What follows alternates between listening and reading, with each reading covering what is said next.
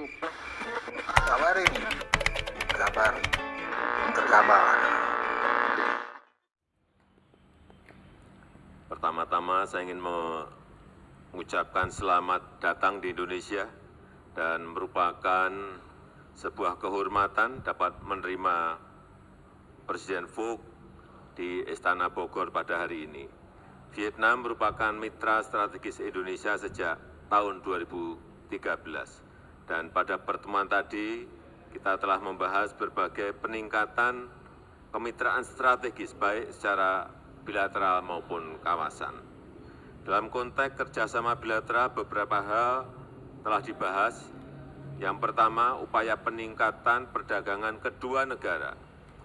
Target perdagangan 10 miliar US dollar pada tahun 2023 telah tercapai di tahun 2021 dengan angka 11,06 miliar US dollar. Dan dalam 5 tahun terakhir terdapat peningkatan perdagangan sebesar 9,77%. Untuk itu kita sepakat menetapkan target baru perdagangan bilateral sebesar 15 miliar US dollar pada tahun 2028. Indonesia meminta perhatian terhadap masih terhambatnya produk pertanian dan buah-buahan Indonesia untuk masuk ke pasar Vietnam. Yang kedua, perlunya perlindungan investasi Indonesia di Vietnam. Saya mengapresiasi kepercayaan pemerintah Vietnam kepada perusahaan Indonesia yang berinvestasi di Vietnam. Akumulasi investasi Indonesia di Vietnam mencapai lebih dari 600 juta US dollar dalam 101 proyek.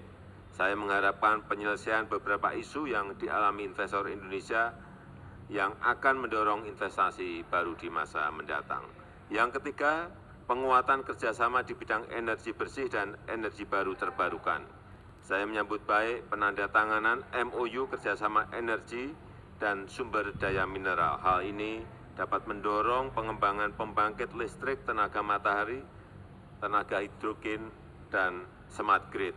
Saya juga menyambut baik rencana kolaborasi Vietnam dengan perusahaan BUMN dan perusahaan-perusahaan di Indonesia seperti PT BTM dan PT Wima untuk pemasaran motor listrik gesit di Vietnam.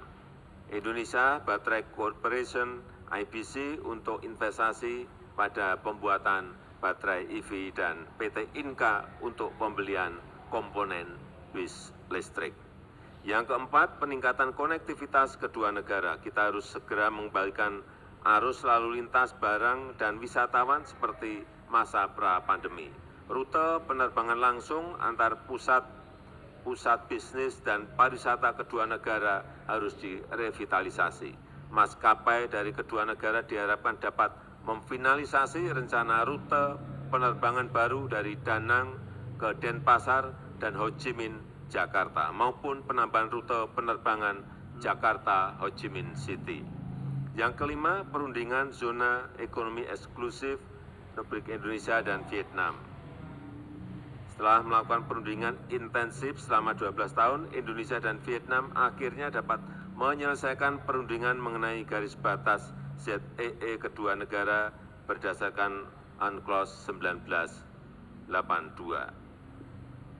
Dan hari ini kita berhasil menyepakati 3 MOU yaitu mengenai kerjasama energi dan sumber daya mineral, kerjasama penanggulangan terorisme, kerjasama pemberantasan perdagangan ilegal narkotika. Dan saya berharap kerjasama perikanan dan pemberantasan EU fishing dapat diperkuat melalui percepatan finalisasi MOU kerjasama kelautan dan perikanan.